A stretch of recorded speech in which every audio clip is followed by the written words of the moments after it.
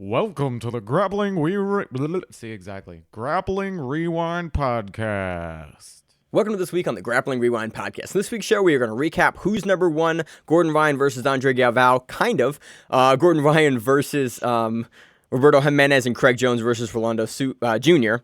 We are also going to recap the fight to win 165, the all-women's card headlined by Elizabeth Clay versus Maria Malyjasiak. As always in the show, I'm your host, Maine, with my co-host, Josh. Josh, how you doing? I can say Ronaldo, so I'm Ronaldo. doing well. If you could not yell into the mic, that would be awesome. We're doing the show remote until Josh gets his final shot, and then we'll be in person again, and we can be done with this living hell that is editing every week. But again, until that happens, I'm going to do the best I can with the show audio quality, but we're getting near the end of the tunnel. How's your week been, Josh? Well, after Saturday, it's been fantastic. Great. My week's been pretty good too. It's been busy, yeah. It's been interesting. So let's kick it off with a little bit of news. The news, I want to kind of save this to the end of the show. The big news that everyone's heard, if you haven't heard, you have not been online in the past 4 days. After Roberto Jimenez versus Gordon Ryan, after the Craig Jones match, Gordon Ryan and Galvao got into it backstage. A physical altercation, if you will. Yep. And this is big news because if you are not familiar, these two guys were supposed to fight at ADCC for the absolute super fight. Andre Galvao is the reigning longtime ADCC super fight champion, 4 times in a row, the longest person to ever hold that title, 8 full years. Gordon Ryan won his division and won the absolute last year. They were supposed to fight in 2022, and there's a big question about if that matchup is ever actually going to happen. Gordon has wanted the match for a long time. Galvao now wants $1 million for the match. We'll get into a little more of this at the end of the show, but essentially the TLDR of what happened and what we kind of got from Mo Jassim, who is the event promoter for ADCC, who was backstage, who kind of has an interest in both of these guys fighting. So I'm going to say relatively unbiased, like Mo's not really a guy to sugarcoat it or not say what he saw. After the Craig and goddamn, I can never say Ronaldo's name. I always want to call him Ronaldo match. They went to shake, the coach's hand, which was Andre Galvao because Ronaldo was Atos, and Gordon Ryan tried to shake Galvao's hand. Galvao didn't want to shake his hand, flipped him off. It was like, okay, that's fine. You don't have to shake your hand. That's you're allowed to do that. Then later, Gordon Ryan was going to do an interview backstage, and Galvao was apparently kind of following him and talking shit to him. Gordon Ryan turns around, Galvao shoves Gordon Ryan, and then Gordon Ryan slaps Galvao in the face. And then the internet went wild. So now we have no idea if the fight's actually going to happen or not because both guys are heated. Gordon has been heated on Instagram. If you want to go down a rabbit hole, take a look at that. I don't really have much to add, Josh. We'll talk about it more at the end of the show, but I kind of want to get into, we had some really good matches this weekend that were kind of overshadowed a little bit by this, and I want to talk about the good fights that we did see, aside from as entertaining as the slapping was. I kind of much rather talk about the fights. You got anything you want to add, Josh, before we kind of move into the next segment?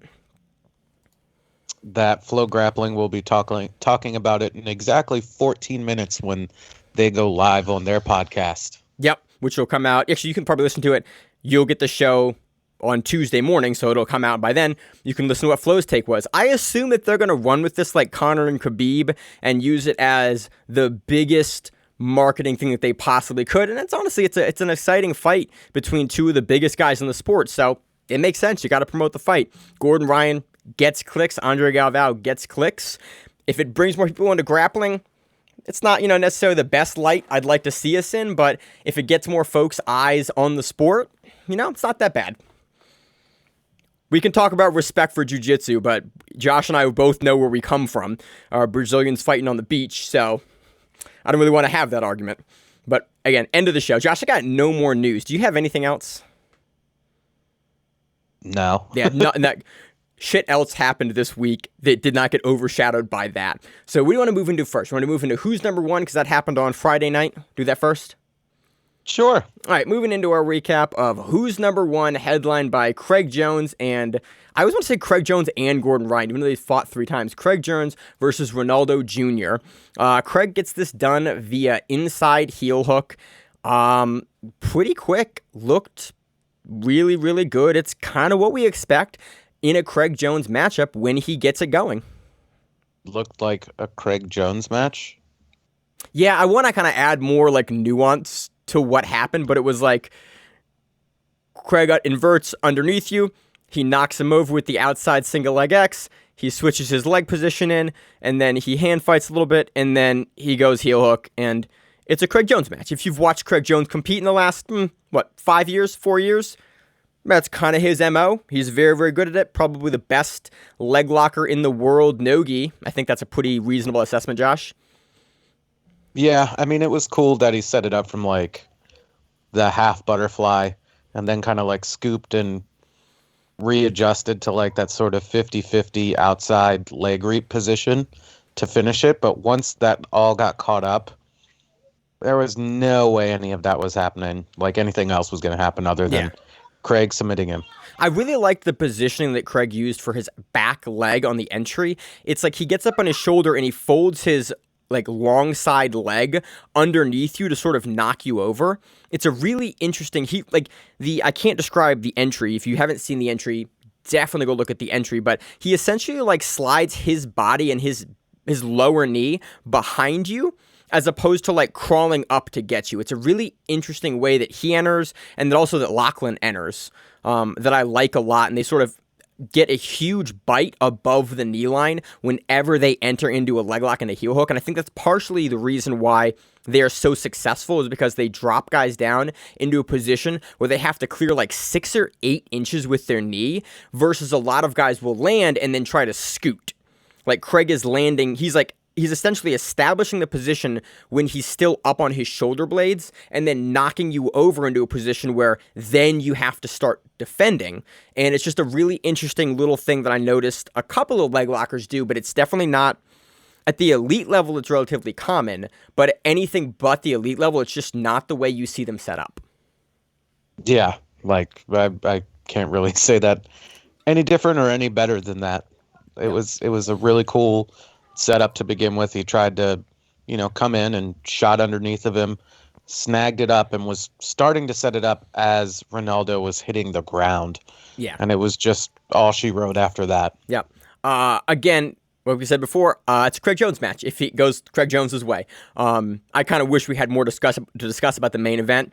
Gordon Ryan will now not be forced to fight Ronaldo Jr., which Gordon gave a very funny, at least I found it very funny, earlier in the week. That was basically like, if Craig, and I think his actual term was, if Craig fucks this up, I'm going to have to fight Ronaldo. Craig better not fuck this up. And it was kind of a very funny take on the situation. Like, yeah, if he beats him, like, I'm next in line from our team to face him. So, I want Craig to get this done because, like, I don't want to, not that I don't want to have to fight him. It's just there are better matches for me and I don't want that match. It was really kind of like, goddamn way to say that. So let's move on to the next match, Josh. Gordon Ryan defeats Roberto Jimenez. Gordon Ryan, in an Instagram post 8 minutes before the match, said, I'm going to finish this one via mounted armbar. Gets it done in just over 11 minutes. Via the sub he called. Not surprising. What I think about him personally, about his politics aside, his no-gi jiu-jitsu is amazing. Yeah, it's the best. I mean, I would comfortably say that he is the best no-gi grappler in the world, and that was kind of just highlighted this weekend in his performance against Jimenez. I'll talk a little bit more about that in a second, but I think you have something else to say. I was just saying, like, just everything that he did was just so basic and so beautiful at the same time.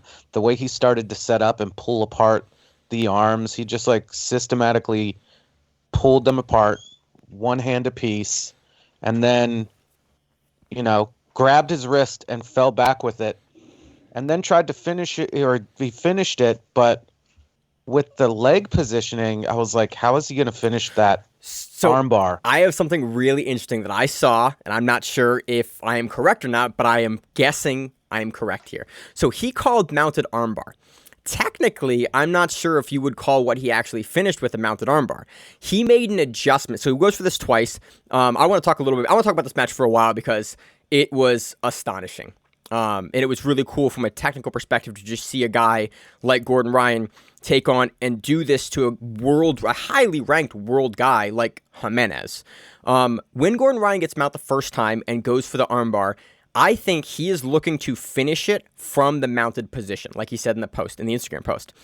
When he doesn't get it from the mount, he's forced to kind of fall back a little bit, and he's not able to pull out the armbar. The second time, he didn't start to pull the armbar from the mount.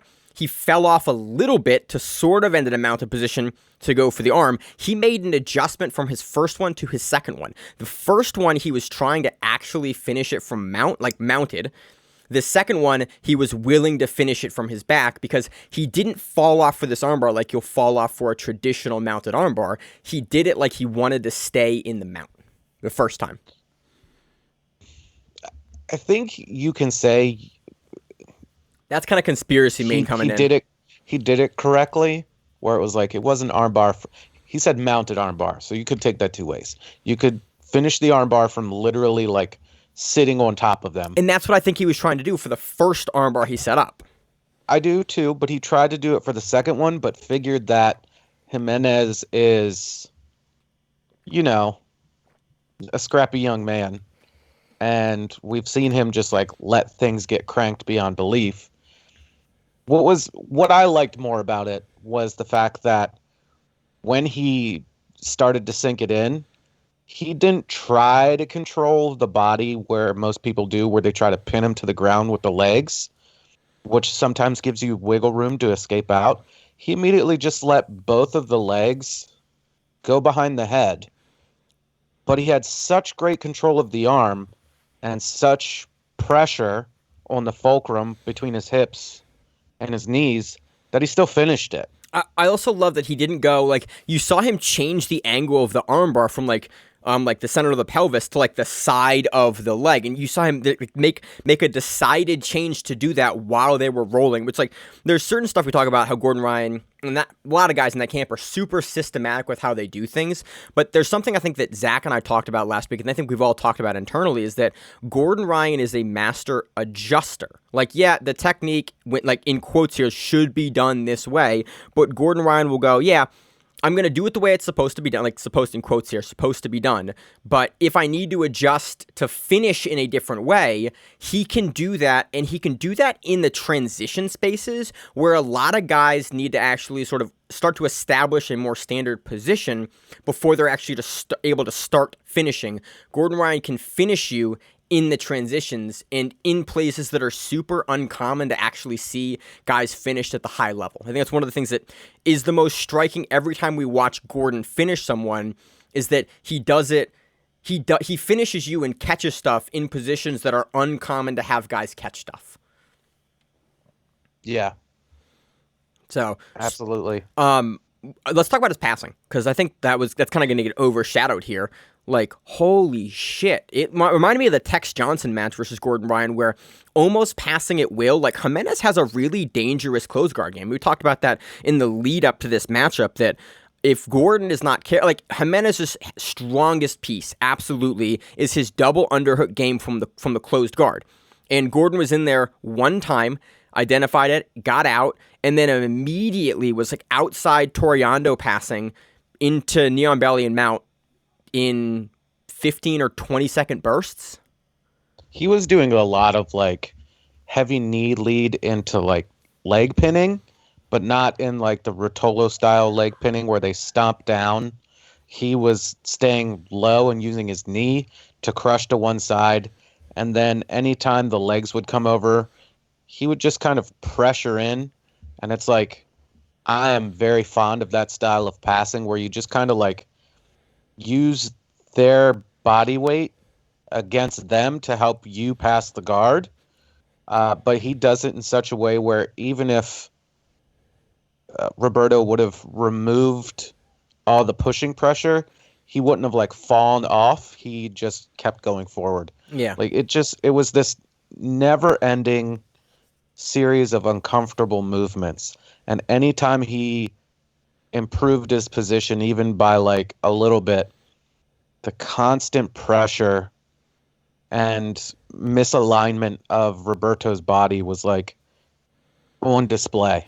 What this match kind of reminded me of is like when I first got into jiu-jitsu and Rickson was still like the hotness. In kind of like in a lot of discussions and a lot of stuff that was thrown around, like Rickson's very famous quote of Josh, I'm going to mess up the quote, but essentially like I go, you go from 1 to 2 to 3 to 4. He goes, I go to 3. I'm not going back to 2. Like that is very much how Gordon Ryan operated in this match, where it's every new position he would get, every series he would get, he would either reset or he would just continue to climb up the chain. There was never like a walking back down of the chain, aside from when Roberto escaped the one time. Yeah, and was trying to take the back and everything. But, even then, Gordon was like, you could just look and go, he's not worried at all. Yeah. It was super impressive. And again, and even Gordon gave props to Jimenez. Like, yo, Jimenez came to fight. Like, he came to do jiu-jitsu with me. He didn't come to patty cake. And it's funny, Gordon posted that picture of Musumeci, him and Jimenez training together in the gi, and Gordon has his blue belt tied up all dumb, even though he's a black belt. He didn't have a black belt with him because he's a no-gi guy, and so they gave him a blue belt as a joke.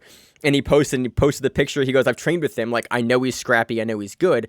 And we talk about Jimenez almost every other week because he's always taking high level matches. He's world ranked, like really, really good, dynamic grappler. And Gordon Ryan functionally didn't let him get up any offense throughout this entire match. Like, that's crazy. That's just not, we don't see Jimenez ever like shut out of a match. He's always in the match in some facet, in some area where he's dangerous. He's putting you in the close guard. He's getting the underhooks. He's making you defend. He's getting towards the back. And Gordon just stopped all of that. And that was, for me, aside from the actual calling of the submission, that was the most striking thing for me in this match. I mean, yeah, again, it's no gi. You're in Gordon's wheelhouse. If you put him in a gi at that point, in my opinion anyway, Jimenez would have beat the shit out of him. Yeah. Just because he doesn't, like, I'm not discounting Gordon's skill. I'm just saying that I'm pretty sure he rarely trains in the gi, and Roberto trains in the gi a lot. Yeah, Roberto has world medals in the gi. Like, very good. And some people talked about, like, wanting to see Gordon in the gi. I'm like, I don't really care about that anymore.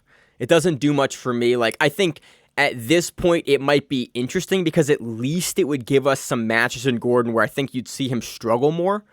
Because we're very quickly running out of matches that I really have any interest in seeing Gordon in.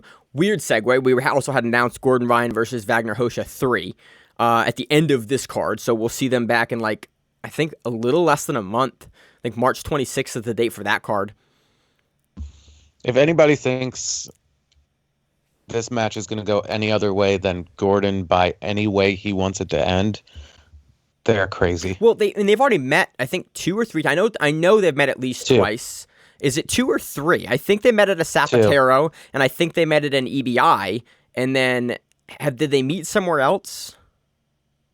I think Gordon said 2, and like the first match was a draw.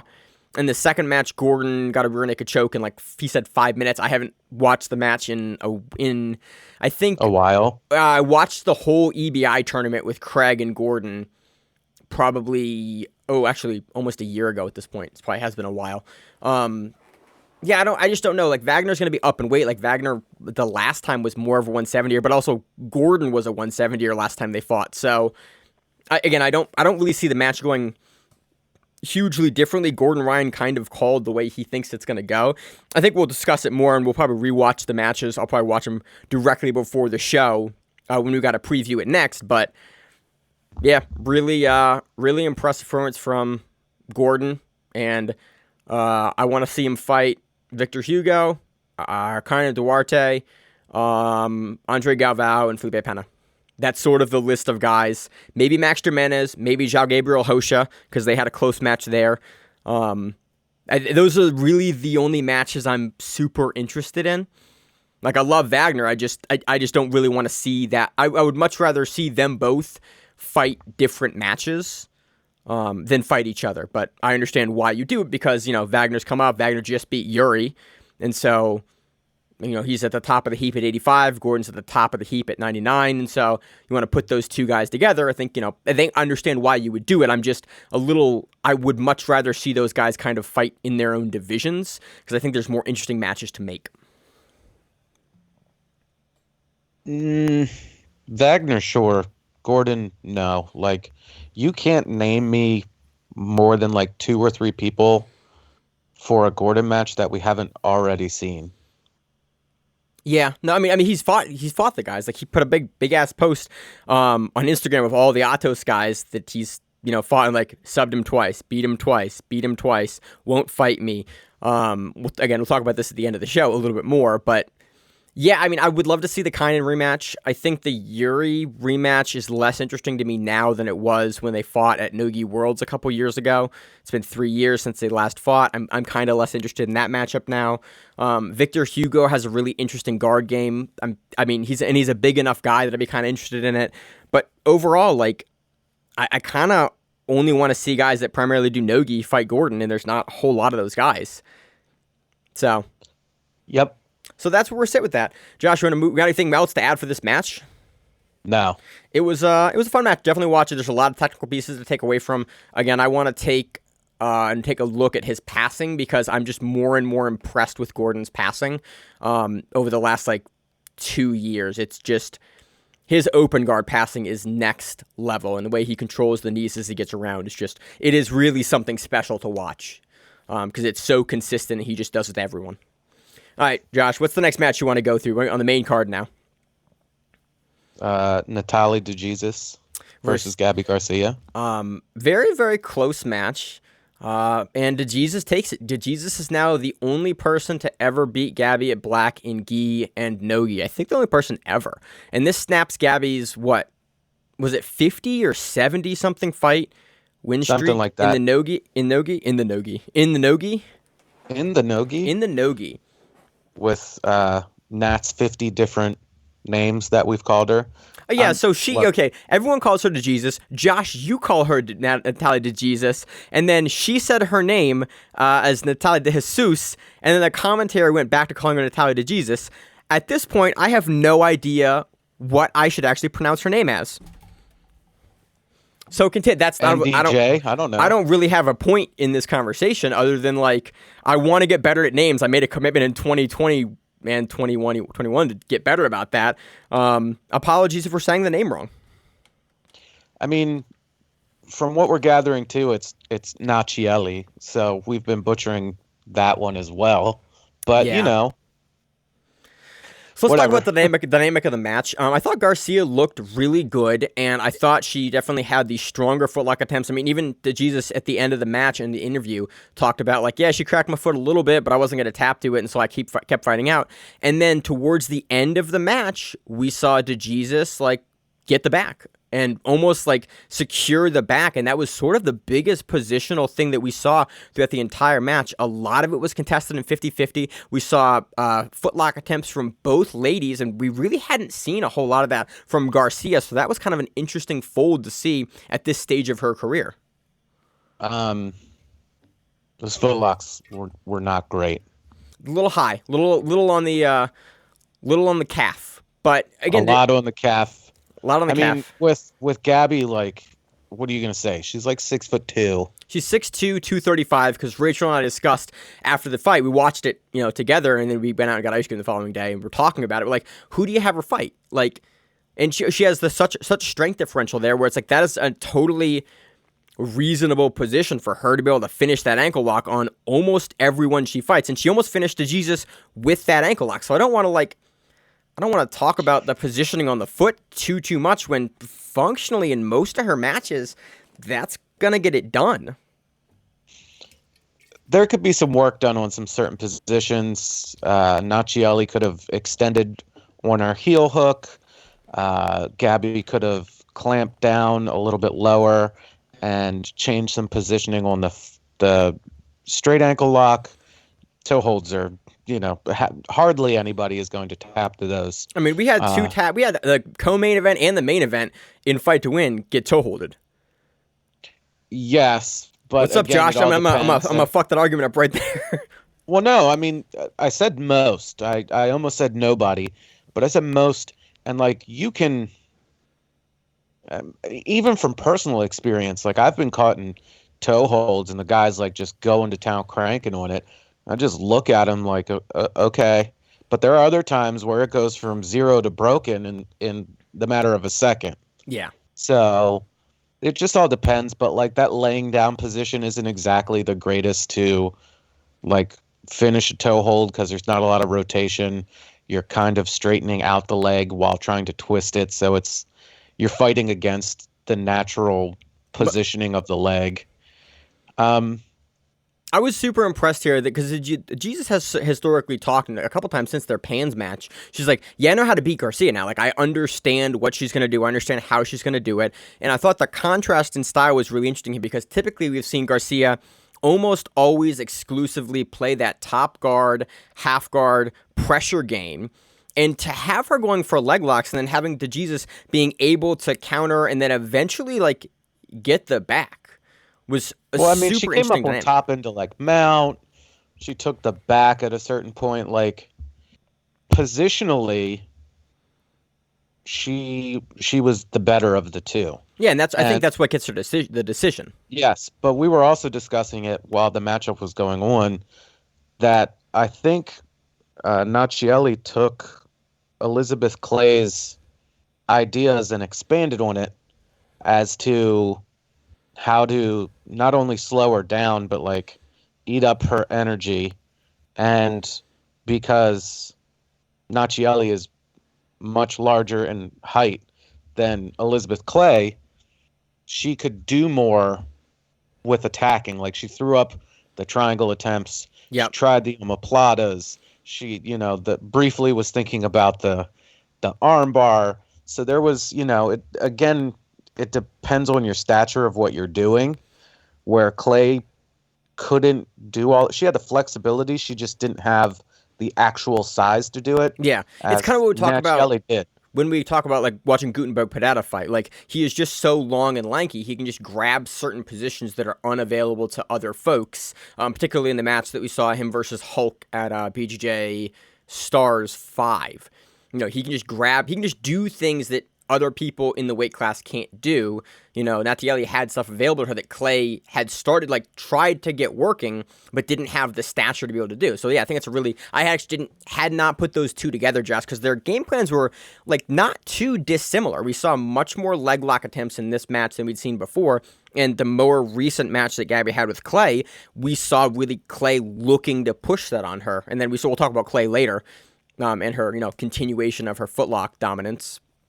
But overall, really interesting match. I'm curious to see if we're going to see Garcia and DeJesus again at ADCC and how that matchup will go. Because I think Nacchielli is probably, in defeating Gabby Garcia in a pretty clear decision. It was close, but I think it was a pretty clear decision.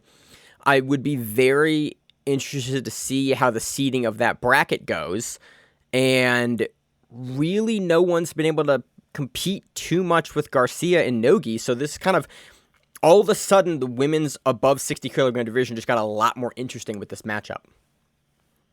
Yeah, absolutely. I think they would go in as 1 and 2 in ADCC format, so they wouldn't meet until the finals. It would be interesting to see. But yeah, there's not anybody really right now other than these two. And again, they've both suffered losses on, different things against different people. But, I think they're the clear-cut 1 and 2. Although I think they said Nacchielli wasn't ranked. Yeah, well, the rankings are a little weird because a lot of times, they've got the men's rankings pretty well fleshed out, and they're working on the women's rankings. I'm pulling up the women's, each woman has a fighter page and the guys have fighter pages. They're filling out the women's fighter pages, and I think they'll use that to establish more robust rankings. but again, a lot of the women recently have been fighting less frequently than a lot of the guys that we're seeing in the rankings. So, Yeah. which I honestly hope that having the fight to win all female events monthly now will really help like push a larger database of female fights to the forefront. Like, hey, these fights are happening really frequently. No one's inactive. We need to have established rankings for them. You know, these people have belts to fight to win, have victories at who's number one, and like to really push so that we have men's rankings and robust women's ranking as well. Yeah. Because we have them, they're just they're not as robust. I think again, like people can use Fight to Win's like starter, its template to create these all women features, and I think it will only go to grow the sport. Like, once again, like unless you're a terrible human being, you want jiu-jitsu to be super inclusive with everybody, and bringing in a larger female base is always a good thing, because then it doesn't look like this giant meathead party that's just in there and it's a bunch of, you know, mangled ears and bald heads and tattoos. And Josh, you're just describing yourself at this point. Like my ears aren't that mangled. Some of us still have hair. Just saying, Josh. That's on you, and it's on the top of my head. Mine's here and a little bit here. Yep. Just doesn't grow right here. So again, it's great to get these events, and I'm happy that we're seeing more of them. Let's finish through the main card here for who's number one, and let's actually move on to covering the women's event in earnest. Yeah.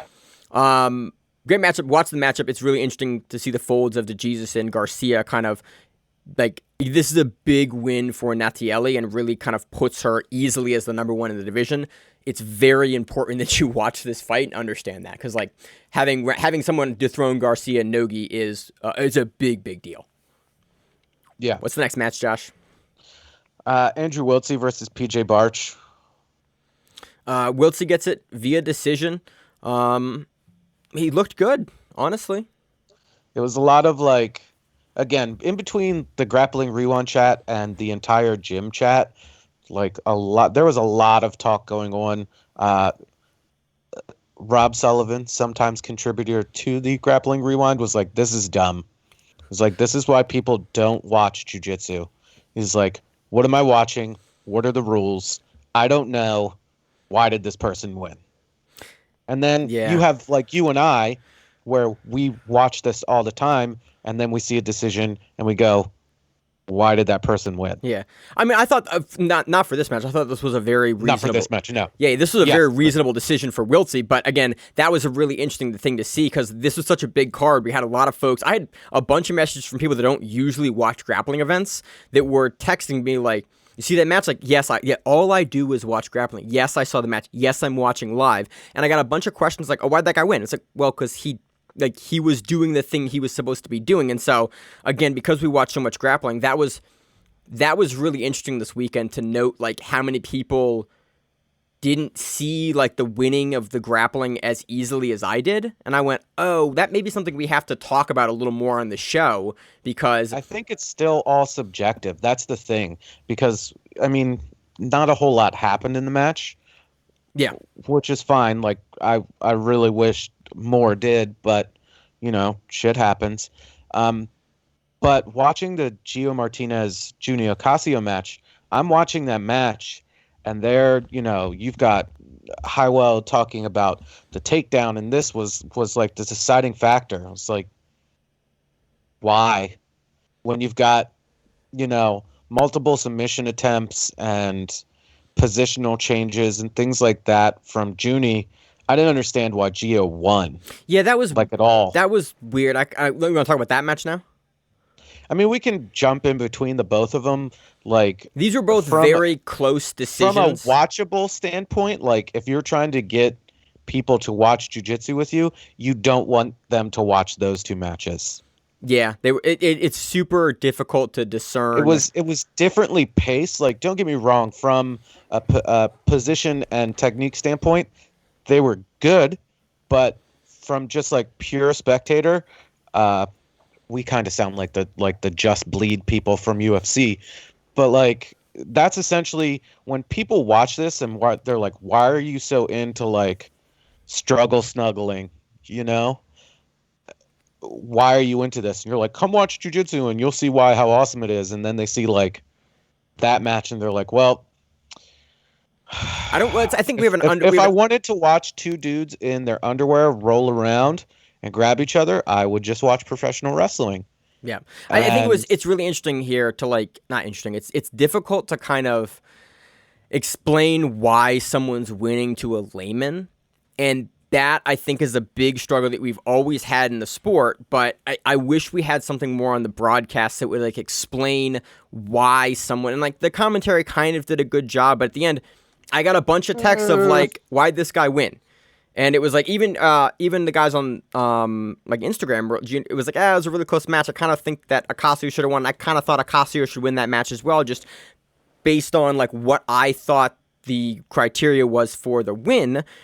And overall, that's really hard to work with talking about these matchups. Is like if we can't really establish why a guy is a clear winner, it's really hard to be saying like what I'm looking for. And like what the best thing that he should be doing, like the best practice is, because our win condition is so weird for all of these events. Like for who's number one, I would love to see more information about like how they're choosing, because then steal it from the UFC, put it at the beginning of it. Make it so it's like these are like the criteria. If you don't submit this is how we judge it. Yeah, like starting from the most important thing to the least important thing. You know. Fight to Win has been evolving that, again, going back to it, as where, like, as it evolved and went through and being inside for multiple rules meetings, the rules have been slowly adjusted over time. Which is awesome. Like, I just want that great. I want but that there's communicated. No clear-cut answer saying, hey, this is what's going to get you the win if you go the entire 15 minutes. And if you're judging an entire thing pride style on the round as a whole, not in parts, like, okay, well, you see one thing that was done and that's it, but then you see multiple things that were done that didn't get the other person the decision. Yeah. It was difficult.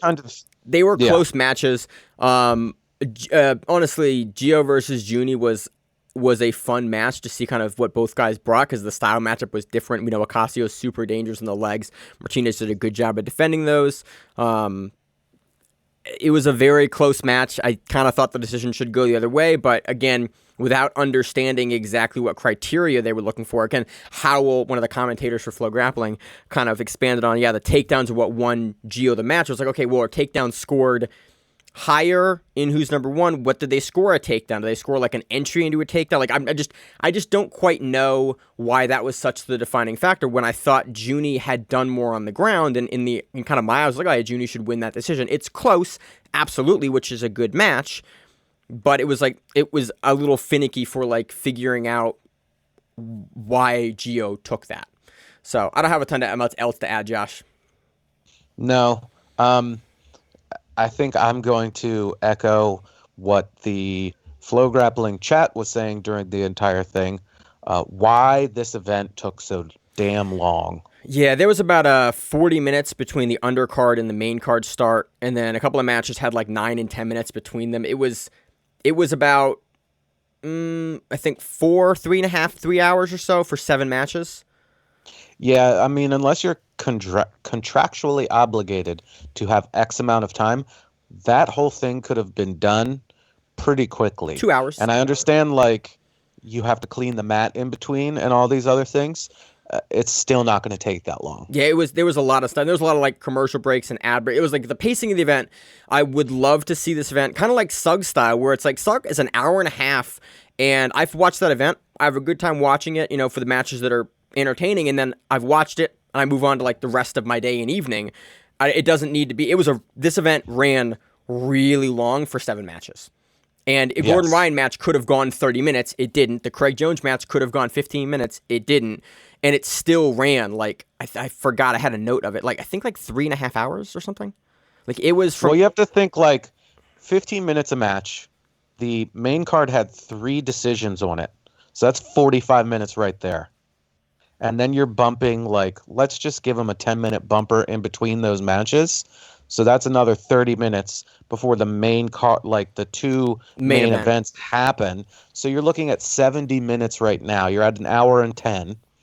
Then you've got potential for 30 minutes, but it only went 12. 11, 12. So that's 82, 10-minute bumper, I just think having a 10-minute bumper between matches for MMA, it makes sense. Guys are warmed up, they're backstage, like you have a walkout, you have a crowd, there's some more that goes into an MMA, like commissioning wise.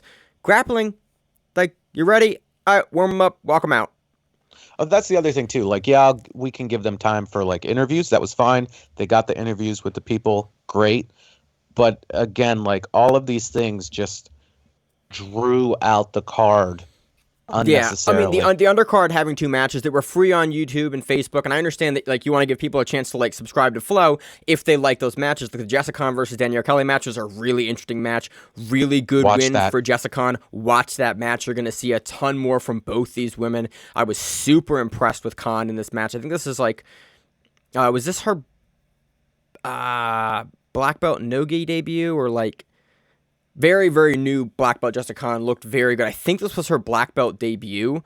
I always want to have her black belt debut versus Maisa Bastos at AJP, but it's not.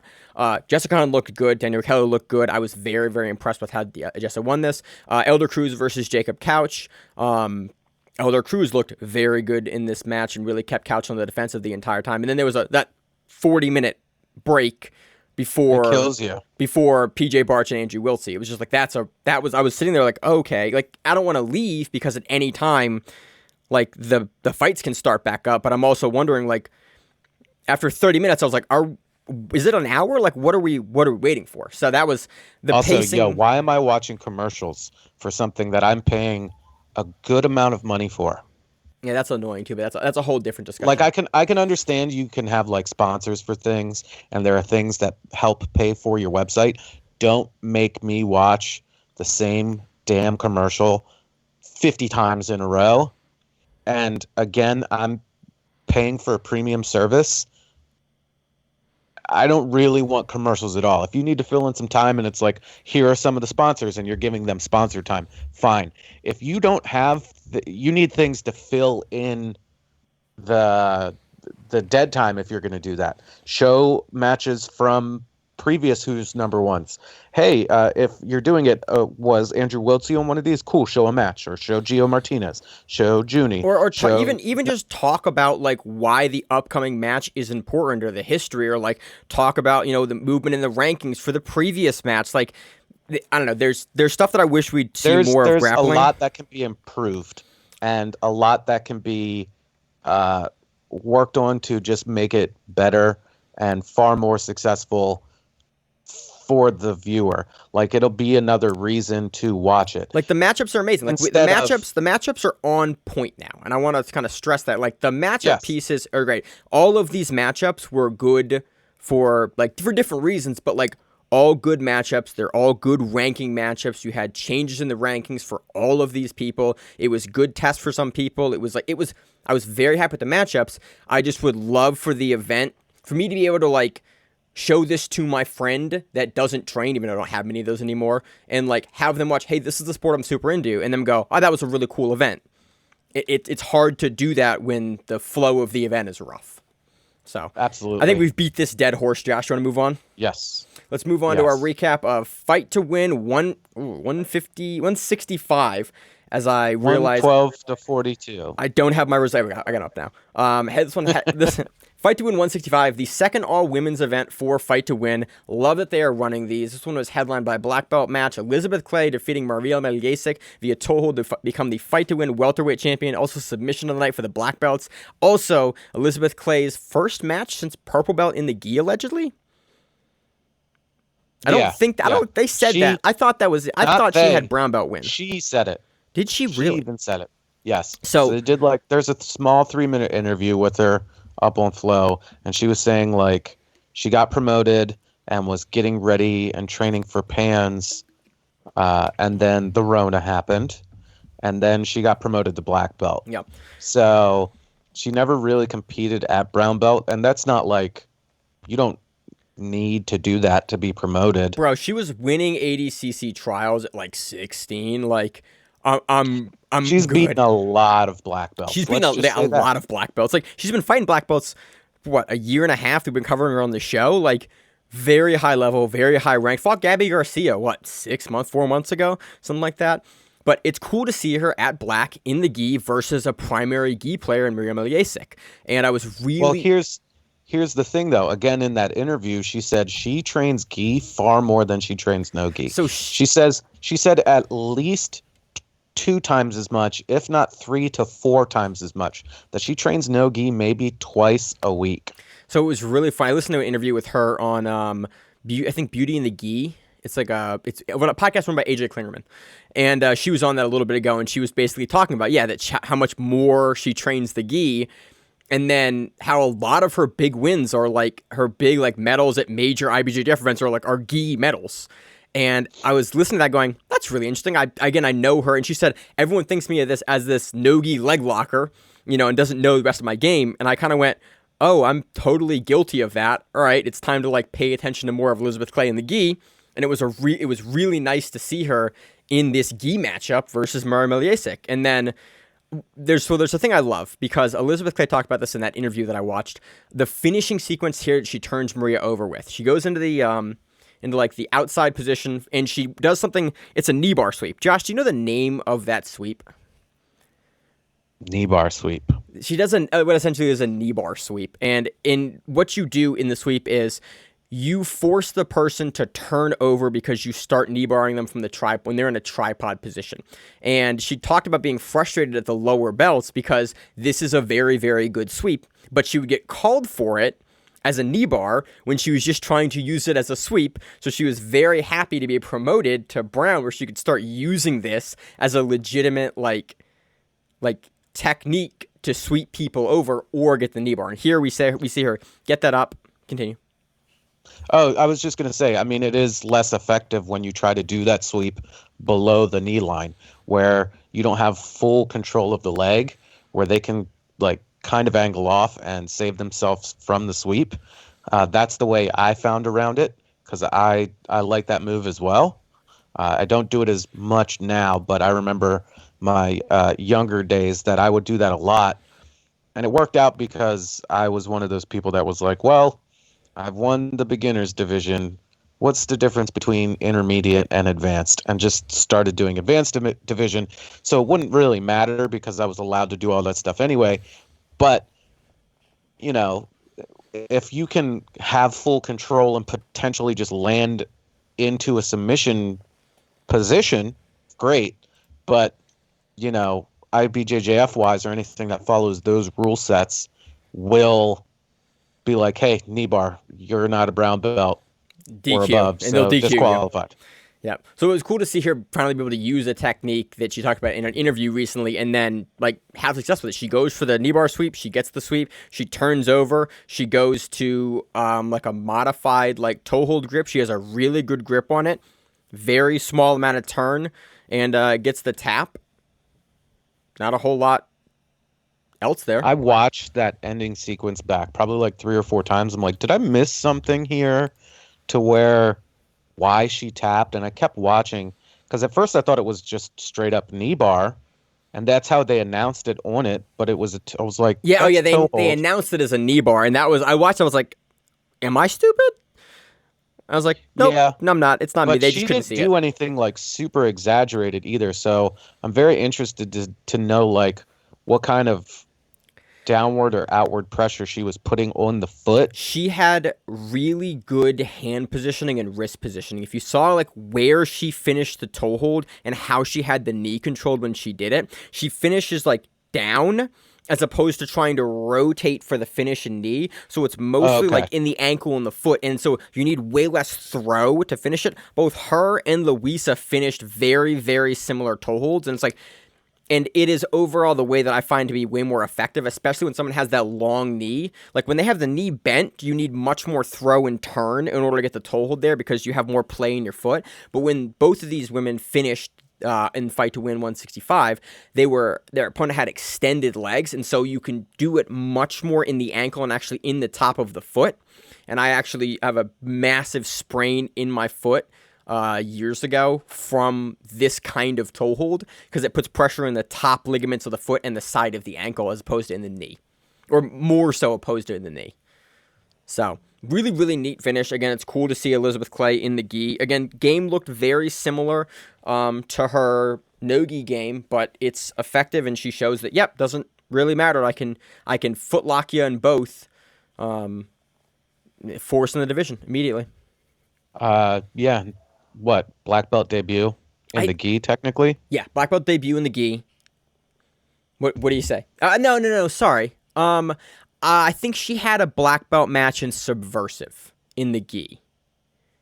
I don't know why I think that. I thought she was no gi though. I thought that was in no gi. Maybe I'm wrong. Again, we've talked about it. I'm getting a lot of people confused recently because we've just not seen the competition like frequency of people, and usually I can remember like, oh yeah, they did an open here and they were in the gi versus like now it's just major events and it's infrequent, so I'm forgetting. So again, newer black belt Elizabeth Clay toe holds Maria Malyjasiak in a very, very nice sequence and finish that, again, as always, impressed me with Clay.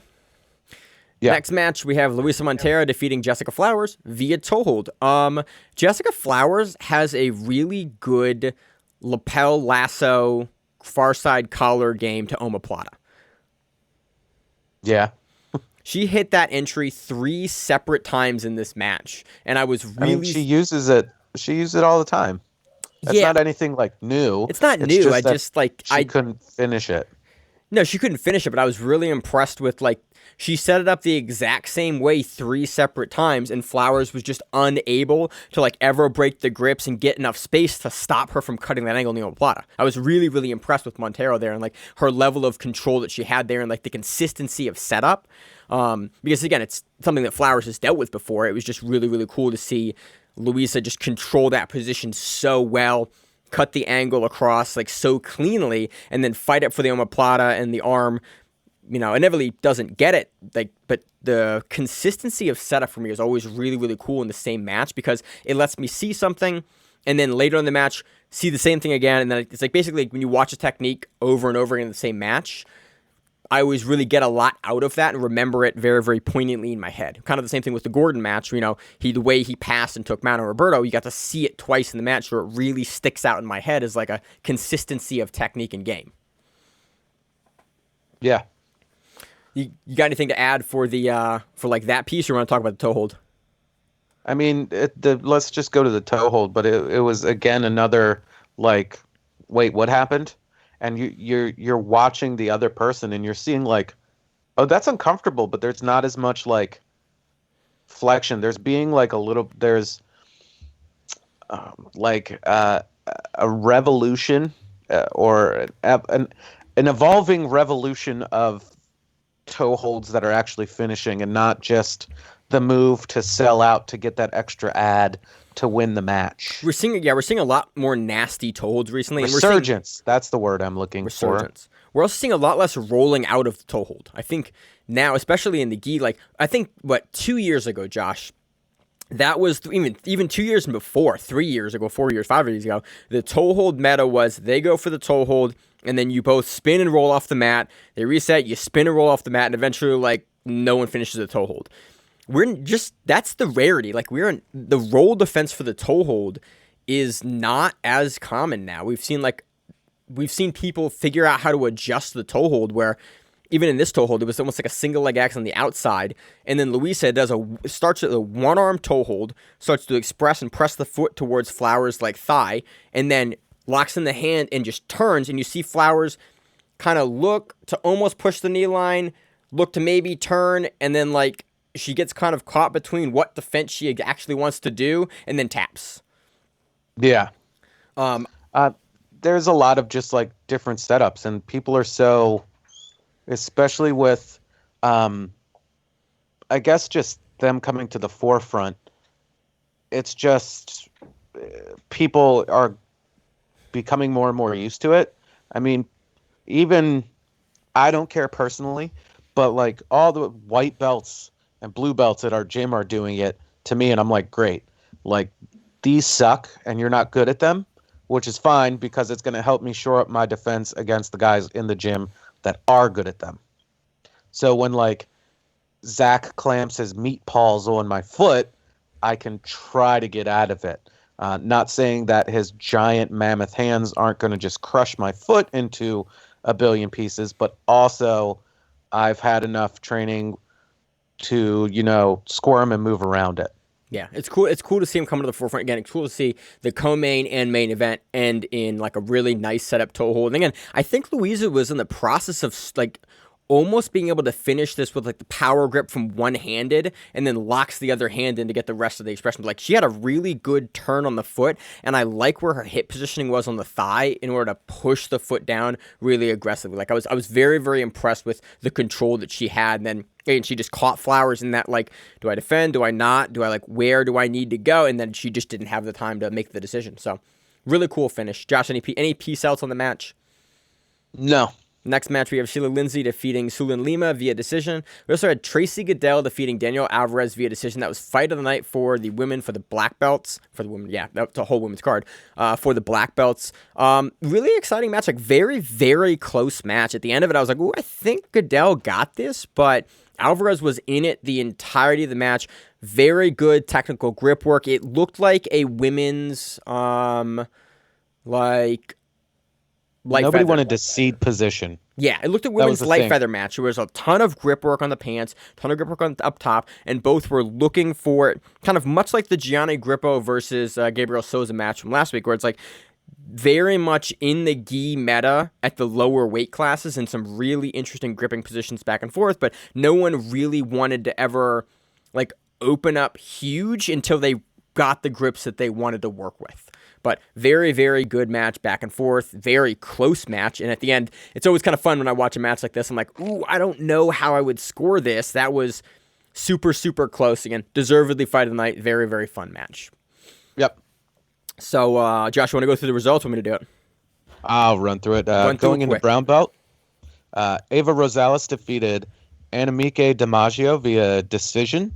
Victoria Antelante defeated Jamie Nelson via decision. Malia Turner defeated Samantha Villarreal via armbar. Yasmin Pinero defeated Catherine Dugan via leg lock. And that was Friday night for the brown belts.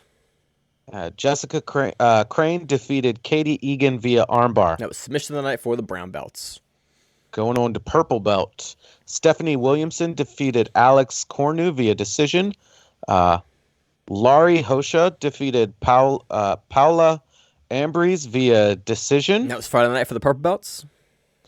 Tiffany Butler defeated Shannon O'Shea via inverted triangle. And that was submission of the night for the purple belts. This was a really cool one because there was a nice like spike slam that happened as part of it. And inverted triangle is not something you see finished a ton. And you see Shannon come up and go and try to slam her way out of it. And Tiffany's just able to keep the positioning and then get the tap. It was really, and it's a really unorthodox submission. Deservedly Friday night. The highlight is on Instagram. You should watch it because it's an unusual sub, and that's always a treat to watch.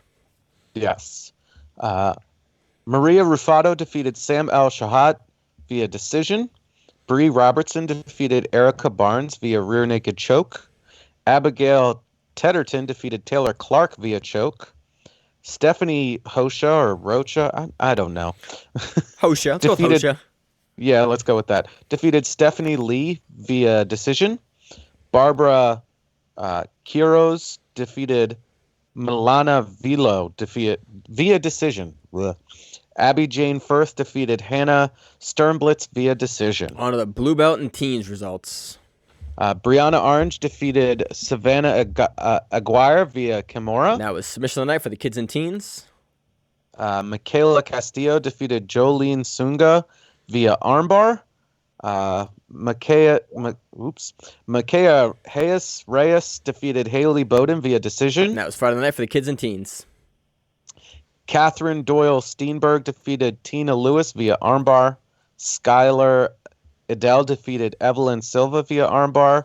Vanessa Guire defeated Mackenzie Biasi via armbar. Brooklyn Ford defeated Sun Yun Karras via split decision. Landry Joseph defeated Skylar Stewart via decision. Hope Russell defeated Kaylin Foltz via decision. Catherine Lowe defeated Sierra Fon via decision. Tiana Ward defeated Jordan Smith via choke. Coco Castillo defeated Alexandra Segal via armbar. Helena Craver defeated Alma Ortega via armbar. Isabel Reyes defeated Sophia Thompson via Darce. Haley Ligon defeated Caroline Diaz via decision. Berlin Davis defeated Haley Knox via armbar. Amara Rodriguez defeated Fernanda Lopez via decision.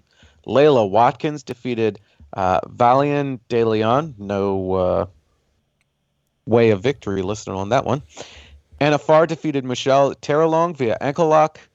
And Addison Arthur defeated Lily Rain via decision. That was Friday night for the kids and teens. There were 2 Friday nights for the kids and teens and blue belts. So, yeah, great event. Again, I cannot wait to see the next all-women's event. It's awesome. I think it's such a good thing for the sport to see kind of more women being championed for a main event. And for like an entire card, it's great to see. We have a all-female quintet fight night coming up as well. Some of the names are being announced for that. That happens the end of March, so looking forward to that. There's some really great all-women's events coming up that I cannot wait to cover. We have like a depth of new great talent, and it's just awesome. I can't wait to see what the trials look like for ADCC. I really hope that we can still get a third women's division, although I don't think it's going to happen. Again, I am super hopeful, but these events are, absolutely great, and I'm so excited to have them in 2021. All right, Josh. We're moving into the outro section. Do you have anything else that you want to say about the Gordon Ryan versus Galvao bit? We said we'd expand upon it. Honestly, I don't really think there's, on my end, a ton to expand on. There's not much more to talk about it. Yeah. I'm really curious to see if we're going to... Dear BJJ meme community, you are doing an amazing job. Yeah, That's all I'm going to say. All I'm going to say is you guys are killing it. You guys are doing a great job. Yeah, I've liked so much. I'm like, that's really funny. Like there's been some choice ones that we've sent into the chat that have been like, that's genuinely made me blow air out of my nose.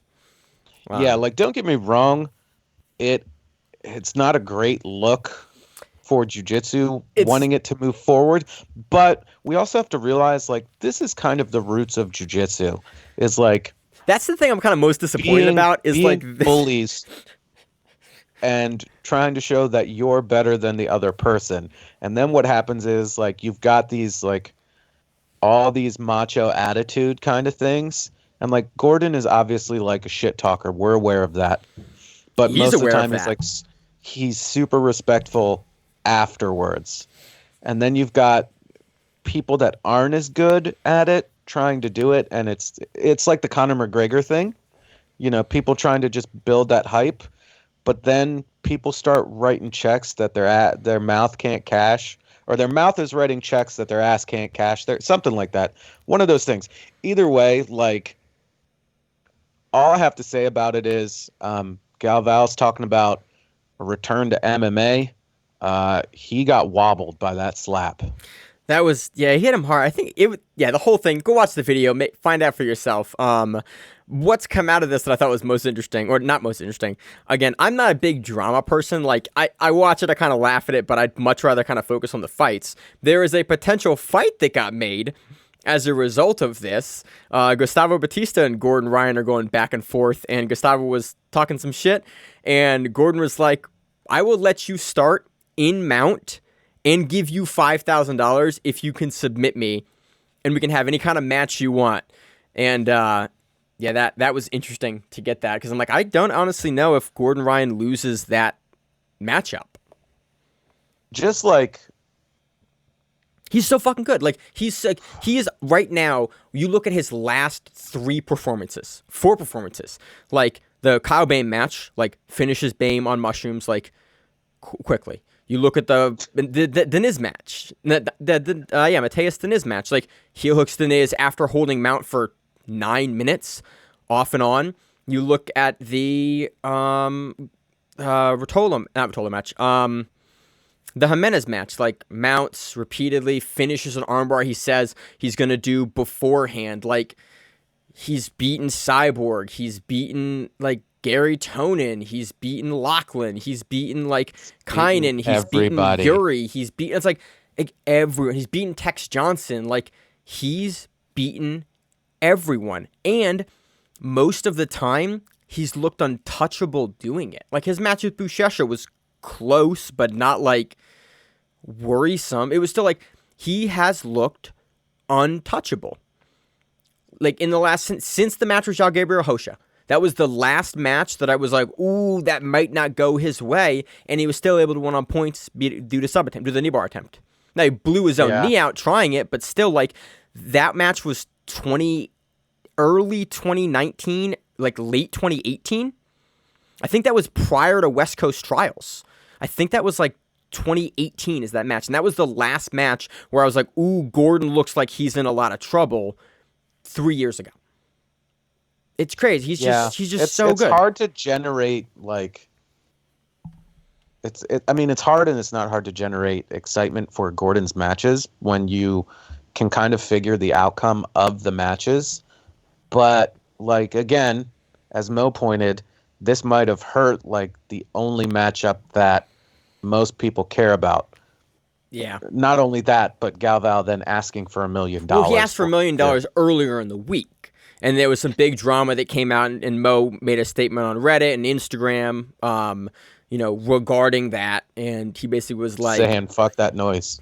Basically, yeah, it's too much money. ADCC doesn't clear that much regardless. Like, we can't increase a guy's purse 40 times more than the event generates. Like, we just can't do that. So, and he's like, and he had a conversation with Galvao, and a lot of this has come out, and he's talking like, I appreciate Mo because Mo is trying to make the match everyone wants to see. I hope that this didn't set that back. I can't imagine it didn't, but I'm hoping it kind of fires Galvao up to do the match. You know, it's just, I hope it does. That's really, I'm just down to hope. Like, I hope we see it. And if we aren't going to see it, I would much rather, like, know ahead of time so that I can see Gordon either do his division again and plan for that, or we can do what ADCC has historically done in the super fight, is replace a challenger, replace, like, someone else for it, you know, which they've done a couple of times with various people that couldn't make it, you know, they were the absolute winner before.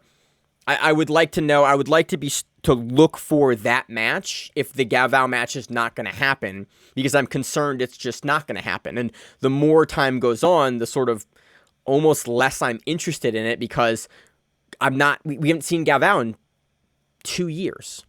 And we've seen Gordon just look better and better and better. But I still want to see it, but it's just like Galvao competitively isn't in the forefront of my mind constantly. And so it's hard to even, like, think about how that matchup would go, you know, as a retirement matchup. I just like, it's just weird to me now. Still definitely want to see it, but it's not, it's almost getting less interesting now as we're like, I'm playing this game like, we're going to see it, or we're not going to see it, or we're going to see it, not going to see it. The more drama is involved, the less interesting it is. Like, just make the fucking match and let's just do it. Yeah, that's kind of where I'm at. I'm getting frustrated now. But it's also like, because I'm a fucking masochist and also one for dank memes, you know, the sound alone, Maine had to very clearly state that we could not just continuously play the smacking noise. I did have to say that. Josh was like, we got to play it. Like, we can't play the noise on the broadcast. No, we're not going to do that, Josh. We're not that kind of show. Let's actually talk about like legitimate news and jiu-jitsu, not have a soundboard like I've campaigned against for 200 episodes. Yeah, you guys definitely don't want me involved with a soundboard. There's clips of that.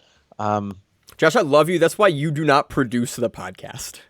Like, exactly. that is weird, because Josh had some very good ideas at the beginning of the show that I was like, yeah, we're not going to do that. And he was like, let's see. And then we're 200 episodes in. He was like, that was a good choice. Look, I came up with the name. You did. And I'm good with that. Like, if none of my ideas are good after that, that's fine.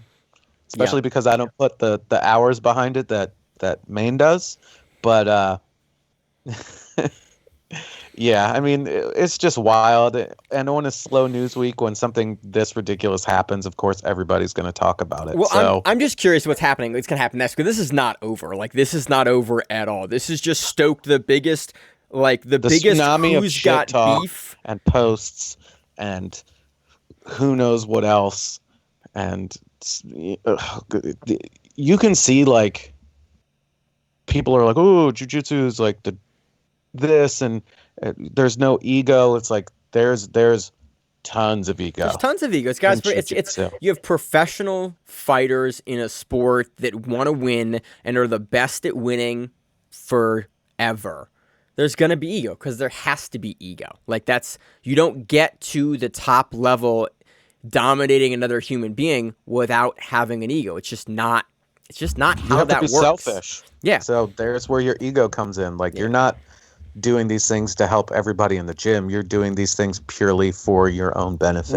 It's not really a team. It's not as much of a team sport as we kind of try to make it. Like the gym is important, your team is important, but at the end of the match, it is you on the mat and another person yelling at you to do the correct thing on the sidelines or talking to you. It's like, that's what it is. It's on you, man. So super excited for the matchup still. I get less excited about it the more we kind of have to go back and forth with this because I just want to see it. I just want to have a date. I just want to have it announced so I can like get excited for it because I've been hurt too many times by MMA where it's like I get excited for a match that doesn't happen. I think that's really what it comes down to. It's like I just want to know it's happening so I can start getting excited because I don't want to get excited for it and then not have it happen.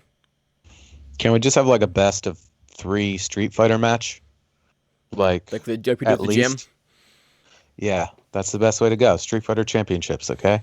Or ADCC finals, which I would also rather see. But so I got nothing else, Josh. You got anything more you want to talk about this? We kind of teased it a little bit, but I don't have a ton more to say. Like it happened, watch it, take away your own thoughts on it, get hyped for the match if you wish. Regardless, both these guys are legends in the career. It'd be cool to see them fight. What are you doing this week, Josh? I'm getting my second Rona vaccine shot.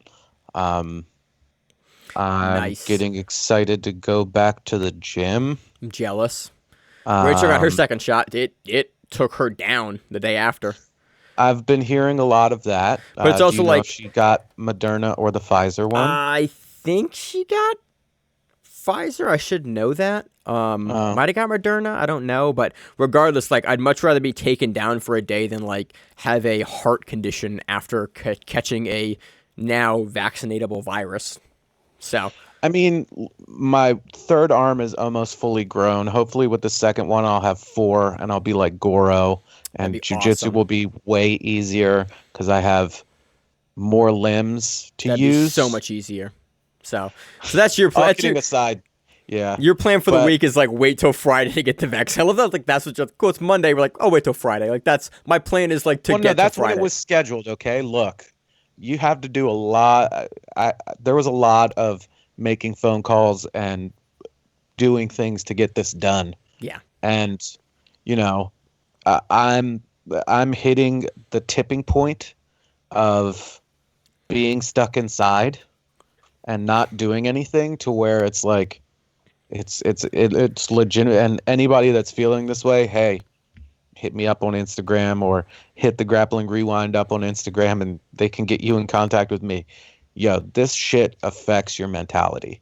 And I totally get that. And I totally get why some people are saying we don't give a fuck and they're training anyway, you know, and they're trying to be as clean about it as possible. And I also understand, like, hey, be healthy and don't be. If we did a lot of things differently, I don't think it would have been this bad. And I'm not like denying the sickness, the virus or anything like that. I just don't think with everything done, it really looked at the psyche of everybody, not just like normal people, but like children, crazy people and like older us. people. Like, so when you take a bunch of unstable, overly filled with crazy hormones and rage and want to, you know, the only way we feel better is simulating murder. Like, you take that away from people, they're just going to be like, well, maybe I should just murder people. What a weird note to end on, Josh. Look, if you need the help, reach out to me. We can talk about it. Got my own shit, my own personal issues. Still, you know, working through them. Talk to somebody about it. Girlfriend, wife, mom, brother, best friend. Grappling Rewind. Grappling Rewind, some, Dung Flinger 627 on your WoW account, whatever. I don't care. Talk to somebody, and just, try to be the best you can be every day. That's great, Josh. I got a surgery consult for my back in like a week on like the 11th. Looking forward to that. You don't want to just get like stem cells injected? Josh, I just want to not be in pain for the first time in like 2.5 years. That would be dope. That's really all I want. At this point, like, I don't really give a shit. I'm like, whatever got to cut out of me, like, I just would love to be able to take a nap and not have my leg hurt. Or like go for a drive. That's really all. Honestly, that's all I want. Like training at this point is almost even like tertiary to like. I just like want to live my life in like no pain. That would be dope. So that's coming up soon. PT's kind of transplant. Looking for it, man. So all right, that does it this week. As always on your show, on the show, I'm your host, Maine, with the co-host Josh, and we are the Grappling. We're going to see you on the mats. Whatever it is, stay safe, stay healthy. If you like the show, please consider sharing it on Facebook with the folks at your gym. It's the best way that we grow the show, and we really appreciate it. You can reach out to us on email. We also have Instagram. We have Facebook. We have Twitter. We have Google+. Until that shuts down. We have a website. If you have an event you would like to have us cover, please let us know. If you have a name, like most people do, and you'd like to have us stop butchering it, let us know. Reach out to us. The show is also available on YouTube, Spotify, in addition to iTunes and every other podcast service. We very much appreciate your time, and thank you.